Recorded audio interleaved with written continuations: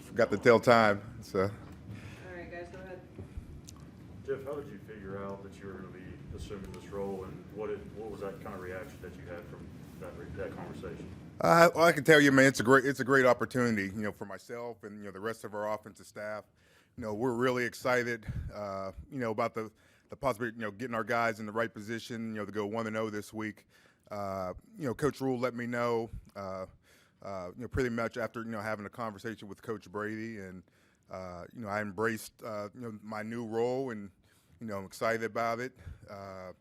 It's unfortunate circumstances. It's a tough part of the business, but myself and along with the rest of our offensive staff, again, we're excited about working with our the men on our football team, and trying to go 1-0 this week versus really good Atlanta Falcons football team. I would ask Matt about the VH tapes highlight tapes he used to make for me. What do you recall about that? Oh my goodness, man. Hey, we go way back. So, we're both from State College, Pennsylvania, and we immediately became best friends. Once he moved to State College from New York. So, we spent a lot of time together. In high school, I was the running back, and he was the center, and we just immediately developed a long-lasting relationship. And he made all my films, that I got a chance to send out to colleges, and I'm forever grateful for that. If you would see these films and listen to the music that's on the film, a little bit of old school hip-hop music, it's great. Sometimes I bring it out, and my kids listen to it, and they watch the film, and they laugh, and we have a good chuckle. But again, Coach Rule and I, we go way back, and like I said, I really appreciate being on his staff, at Baylor, and then now here with the Carolina Panthers. Do you still have the VHS, or has it been transferred to a more modern format? I still have the VHS. So I still have an old VHS machine with a lot of old football films. When I used to, coach in college, you used to have to have a VHS to, look at recruiting film and all that. So I always kept one around. At some point, I got to get everything transferred over to a little bit better format at some point. Matt made it clear that he didn't put you in this position because of your friendship, but the trust he has in you from that friendship has to be key. So tell me about how that works as far as your relationship with him and what you want to accomplish. I think one thing is, I was his coordinator at Baylor, so I think he feels comfortable with me that, that we can be on the same page of, how he wants the game to be called. We're not all of a sudden just going to put in a brand new offense in 2 or 3 days. So I think he just feel comfortable of my knowledge of our offensive system. Coach feel comfortable of how he knows, I'm going to call the game, and how he wants our offense to look on these next hopefully 5 or more Sundays of the season. Right. Does it add any pressure because you guys have such a close relationship versus working for just someone else? Not really. I expect a lot of myself. Very fortunate. Like I said, I can't state enough. Like the guys on our offensive staff. This is not, as I told our players, this is not like all of a sudden just Jeff Nixon's offense. This is the Carolina Panthers offense, and we have such a great offensive coaching staff.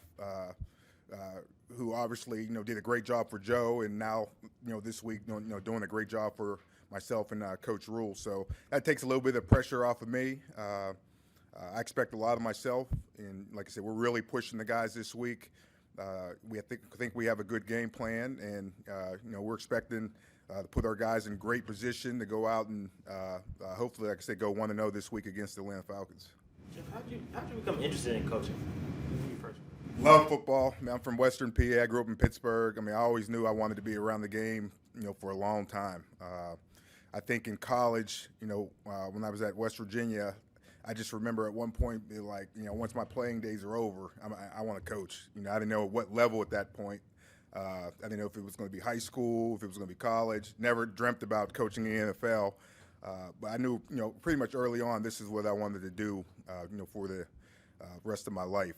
And then moving to State College, playing for Coach Paterno, I really looked up to, all my coaches in high school and college. those were always people I looked up to, and I wanted to strive to be a coach like some of my mentors. You worked in the NFL as a position coach to then go to Baylor and a play caller there. How did that kind of change your perspective on, what you might do over the next 5 weeks or whenever?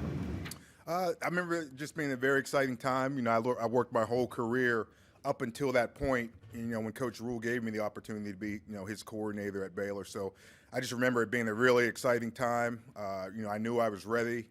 I'd coached, with a lot of great offensive minds over the years of my coaching career, coached different positions, running backs, tight ends, receivers, special teams, and, just felt I was ready to be a coordinator. And like I said, forever grateful. Coach Rule gave me the opportunity to be a coordinator at Baylor, and be able to run my own offensive system. And we had a lot of success there, and hopefully that'll lead over to having success the rest of this season as coordinating the offense here with the Panthers. What's the biggest difference between like a position coach mindset and a coordinator mindset? I think the biggest thing with being a coordinator is getting everybody on the same page. That's staff and players on the team. Just getting everybody moving in the right direction. It's helpful when you got great people around you. Like I said, I thought we had a great staff at Baylor. We all worked well together, and we were all on the same page. And I think that's the same thing with our staff here. We're, like I said, we work well together. Every coach on our offensive staff, Frisman Jackson, Brian Angelico, Pat Meyer, all of our offensive coaches, they know what Coach Rule expects and how he wants our guys to play on Sunday, and we're trying to put them in the best position to go out and have success. How would this offense look different than it was the first 12 games? I don't know if it'll look much different. We have a lot of offense in our system. I think at this point, like I said, we're just kind of building on what we've done well this season, and trying to correct the things we haven't done so well. I think it's impossible to put in a whole new offensive system in 2 to 3 days. So we had a lot of offense in, pretty much the last year and a half under Coach Brady. For me, football is football. You see a lot of the same concepts every week in the NFL, and like I said, we're just trying to improve on some of the things we didn't do well, while adding maybe some of the things that we've practiced in the past but got away from. Assuming that everybody has a different style or a different philosophy, how would you describe your offensive philosophy? What do you? My offensive philosophy is take what the defense gives you. It's to attack the defense in both the run and the pass game. We want to put our guys in a position where we can create explosive plays. Where we can create explosive plays in both the run and the pass game, and not do too much. So our guys can go out and they can play fast. I think that's a critical element of it. I think sometimes as a offensive coordinator, you can do too much, and then the guys are thinking too much, and they can't go out and play fast. That's why I said, we're trying to just enhance some of the things that we have been doing, throughout the last year and a half, and just trying to bring those to light, and have a great game plan. The guys are in position to know their assignments, know what to do, so we can go out there and play fast and physical, and go out and attack our opponents. One of the things Matt mentioned a couple times is halftime adjustments, kind of third quarter production. What do you think it was? What do you think's been holding you guys back in that regard this year and maybe last year? And what do you think you can kind of bring to the table with a fresh set of eyes to that? That's going to be a challenge for us. I know coaches mentioned that, and we're excited about that challenge. I think we have to do a great job in the first half of coaches communicating right before the half of what we want to do with our second half plan. Like, where do we want to attack? NFL halftime is not very long, so you don't have a lot of time to make adjustments. So you really kind of got to talk about it at the end of the half. So I think that's something we're going to emphasize. Kind of having a plan where at the beginning of the third quarter what we want to do, and like I said, I think our guys hopefully will be able to go out and execute it. What do you hope distinguishes you as a play caller and offensive coordinator in this league? The thing that distinguishes me, well, this will be my first time calling plays at the NFL. But like I said, I think I'm a fundamental guy. Like I said, I want to, I don't want to do too many new things. I try to keep it where, again, the players can go out, they can play fast, they can play tough, they know their assignments, and they can go out and play solid football, while attacking the defense, trying to create, explosive plays in both the run and the pass game. I think, again, we're not trying to do, trying to reinvent the wheel or anything like that, but we have enough offense under our current system where, again, we're going to be able to maybe add a new wrinkle or two, some plays that we haven't run, for a while, and then be able to clean up some of the things we've had trouble with. Are you approaching this? Go ahead. Are you approaching this as if you're auditioning for the offensive coordinator job in the future? I'm not really looking at the future, to be honest with you. I'm taking it one day at a time. I'm doing the same thing we ask our players to do, try to get 1% better every single day. I know this week, I'm coordinating the offense, so all my focus has just been on every single day trying to do whatever I can to help the men in our organization go 1-0 this week. I really haven't thought, too much about the future. So I'm just trying to be laser focused on helping our players get better, laser focused on, the Atlanta Falcons. Sidelines this season so far, right? Yes. You gonna be upstairs Sunday? Still trying to decide that. Leaning towards it, but we're still trying to decide that as a staff.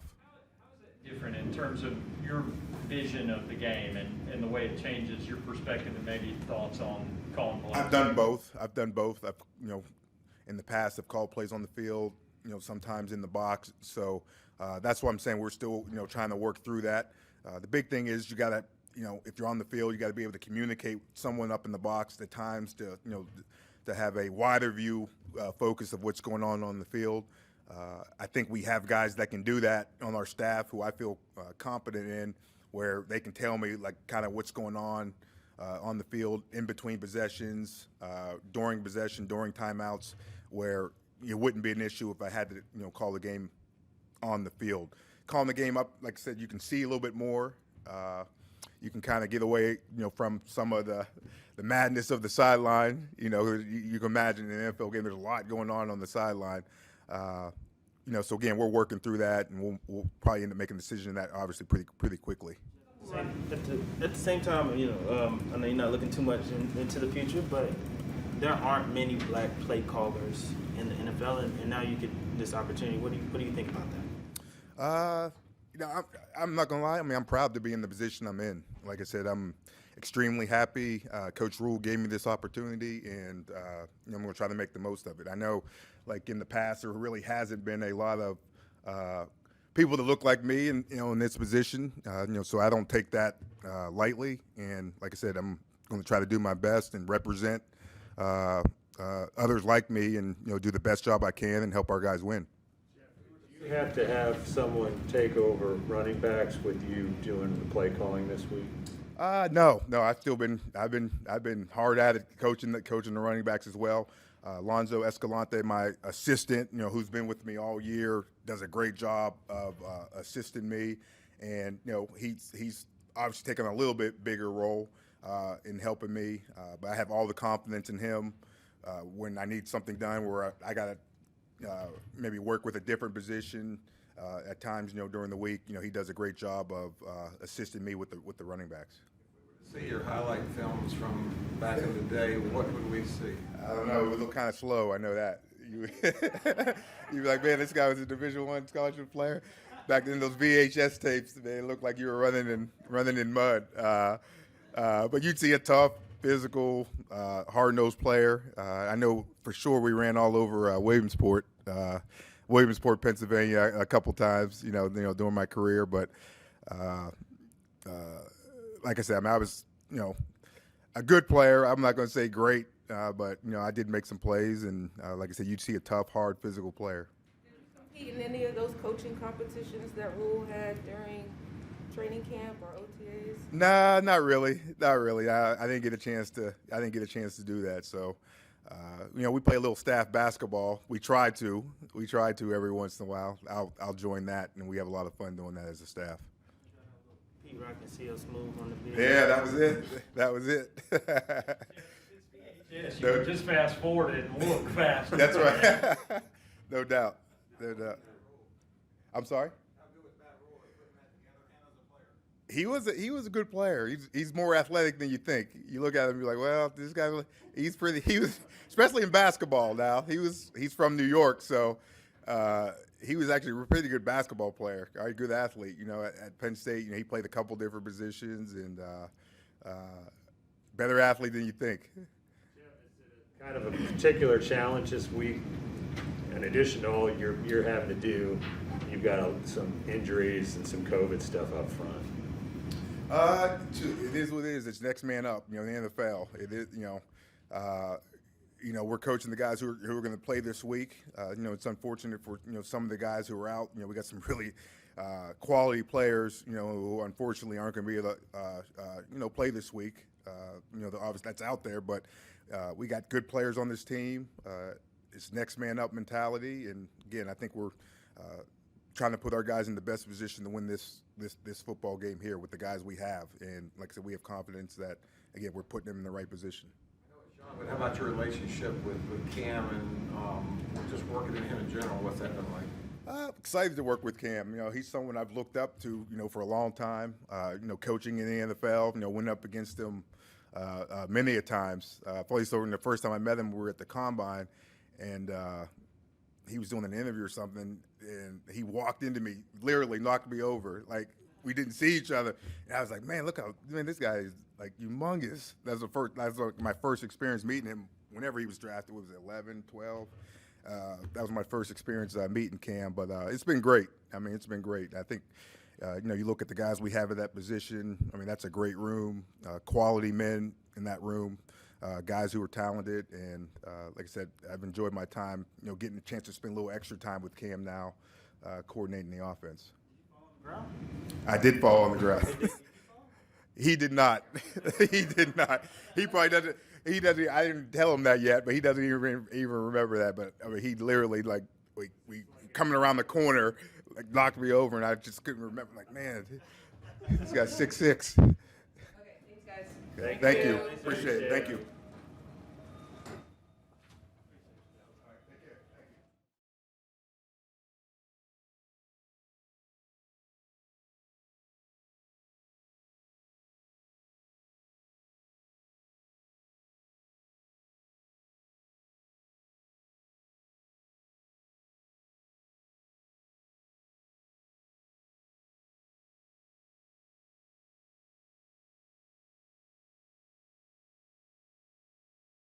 Yeah, that's it up for you, Phil. Nothing in there for us. We can start with questions. Phil, you've known Jeff for a number of years now. What do you think about him kind of getting this opportunity to step in and call plays? Well, Jeff's been in the league a long time and been with some really good coaches. So, he's well qualified to do what he's going to do. So, I think everybody's excited about that. What do you think makes him, I guess, as good as, you think he is? Well, I think one thing is, he has some old school in him that will, run the football, and he knows the importance of running the football. Obviously, he's a running back coach too, right? So, and then his knowledge of the game. He's been around the game a long time, and especially at this level. So he knows how the league works, the defensive schemes, and so, this is a copycat league. There's a lot of the same things going on defense and offense with every team. So he's well aware of all that, and I think he'll do great. Phil, with Dante out, is this maybe the opportunity for Stephon to kind of get more reps? I know Matt said he can't really go 60, 70 snaps a game, but is this an opportunity where he can play a little bit more? Yeah, CJ and Gilmore have to start playing a little bit more, so that'll happen. Would he do something similar like you guys did last time against Atlanta, kind of shadowing Kyle Pitts? You never want to be the same, right? Because they'll obviously study the heck out of what we did last. So, they'll have some differences, and so will we. I'd prefer not to talk about how we're going to match up and do those things. Can you talk about C.J. and Henderson and how he's coming along? Terrific. We're really happy he's on our football team. He's big, he's fast, he's starting to understand what we're doing. So, it doesn't say much, but he is physical when he plays, and so we're excited about him. Said that Gilmore still may be a 40 to 50 snap a game guy as opposed to 60 or 70. Is that just kind of the reality the rest of the year, Phil? Yeah, probably, based on the injury that he had. And really when you analyze it, 40 or 50, the average game's 68. If we play good on defense, it's in the 50s, low 60s. So, he's playing a majority of the snaps anyway. So, I could see that being, as we go forward. Keith be the next guy rotating in there? Yeah, Keith will play. Melvin, his hand is, is getting better. So you'll see more of Melvin over the next, the last stretch of games. So, and I'm excited about getting Melvin back. He's a veteran, understands what's going on out there. And so that'll be good to have him back. Phil, if you were preparing for a team that switched their offensive coordinator the week of the game, would you anticipate things you hadn't seen yet? Would you be looking your chops at the advantages you could potentially expose? What challenges does that present in offense? Well, you're talking about what our offense presents to them? No, I'm saying like if the roles were reversed, if you were attacking an offense. Well, let me tell you, everybody runs.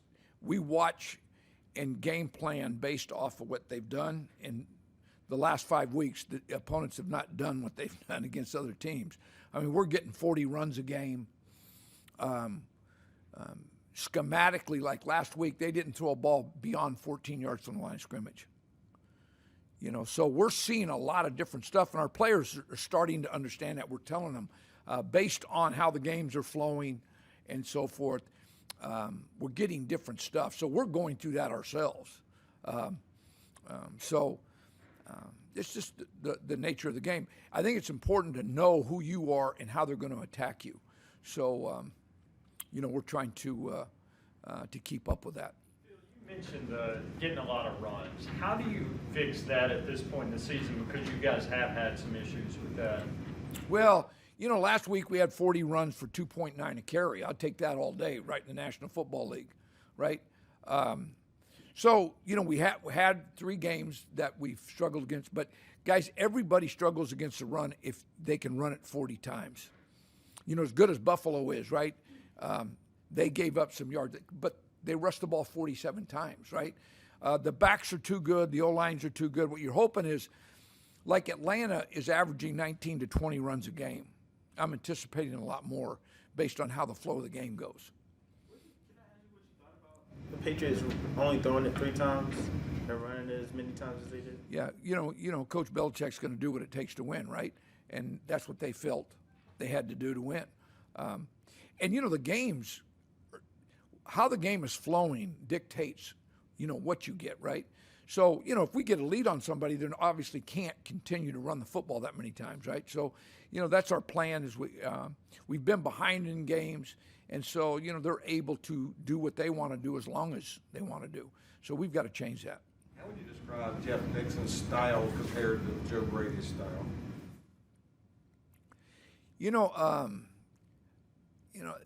They all, both of them are great coaches. They understand football. I think, Joe's has come from a more passing background and Nixon more running, right? Now, whether or not that plays into the game plan this week, I don't know. I don't know what we're doing on offense this week.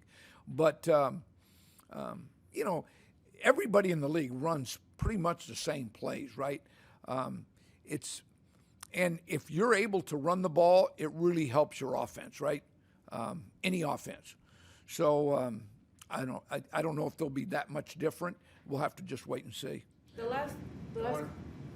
Yeah, Well, one of the things that Matt was talking about was when they made the change was the adjustments. The offense hasn't really adjusted, especially in the second half.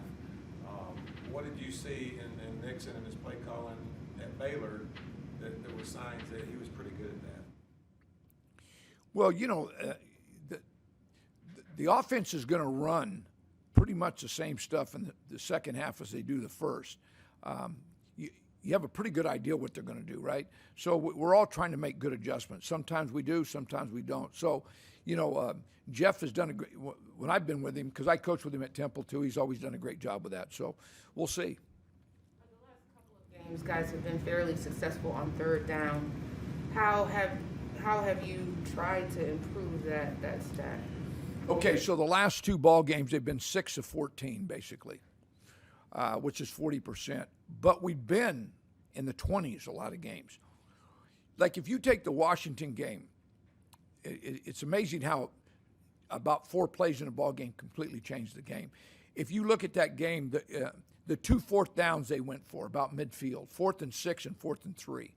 If we make both those plays, they hardly score any points, and it flips the field. So really 2 plays in that ball game completely changed it. And the same thing last week, a couple third downs that if we make them, change the game a little bit. So we've got to win third down and fourth down. One of the problems is when you're playing teams that have nothing to lose, you're going to get a lot more fourth downs. And it's hard to stop somebody in this league at any level when they have 4 downs. So we're running into that. We've got to be better on fourth down too. So, but yeah, to play dominant, like last ball game, we gave up 2.9 a carry and 4.4 a play. Well, those are good numbers, right? But to be great, we have to win third and fourth down, and we got to play better in the red zone. So, those are the things we're concentrating on, and hopefully continue to grow. How did Derek Brown bounce back in Miami after a rough game the week before? He played good. Derek did a nice job against Miami.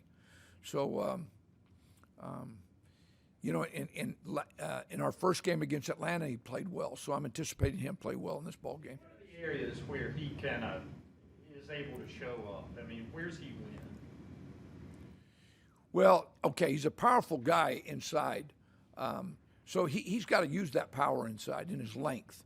And at times this year he's done it real well, and other times he hasn't. So that's what he's trying to improve on. And I think Derek will make really good progress over the next 5 weeks. So we'll see how he does. Do you anticipate him starting? Yes, yeah. And then, Phil, I was just going to ask if you have a good Jeff Nixon story. No, not really. Jeff, if you know Jeff, Jeff's really quiet to himself. But, I love his wife and kids. They're terrific. His boy's playing at Nebraska. I think you guys know that. William, and got a chance to coach him in football camp. And it's a terrific family. So I think he has a daughter that's really a good soccer player. But Jeff, he's a real family man, and he works, right? So there's no scoop on Jeff. Against teams that have nothing to lose. Are the Panthers now a team that has nothing to lose? Well, we're in a position where we have to win, right? So, whatever it takes to win, we got to win. And so are they. They're 5-7, right? So, I think when you play those teams, they're harder to play. Go ahead. If a team playing carefree on offense is going for fourth downs, what is that team doing defensively? What are they doing? You got to win. Do you coach it any differently these last 5 weeks? Nah, we're always trying to get an advantage of what they're doing and being the right defensive call. But really, what it comes down to is we got to make plays, right? And early in the year, we were making a lot of plays on third and fourth down. Like if you take the Arizona game, they went for 3 fourth downs about midfield, and we won all 3. Well, it completely flipped the field and changed the game, right? And we are in that situation right now where 2 or 3 or 4 plays can really turn the game for us, and we just got to make those. To be dominant on defense, we have to get that done. So, and we've the players know that, and so we just got to win. You seem to have an incredible memory. Do you remember all of the big plays that might have? We always remember things that hurt us, not the ones that are good. Unfortunately. A few more. We all good? All right, thanks, Coach. All right, thank Thank you. you. Yep.